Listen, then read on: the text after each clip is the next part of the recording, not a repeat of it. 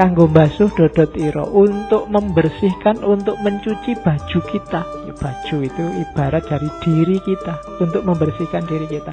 Wahai para pemimpin, termasuk pemimpin dirimu sendiri, naiklah, panjatlah blimbing itu, lakukanlah keutamaan-keutamaan itu, jalankan yang baik-baik itu meskipun susah. Untuk apa? Untuk membersihkan dirimu, untuk membersihkan diri kita. Kenapa sih harus dibersihkan? Dodot ira kumitir bedah ing pinggir, dondomono jlumatono kanggo sebo mengko sore. Bajumu itu sekarang sedang sobek pinggirnya, ndak utuh, ya karena nafsu.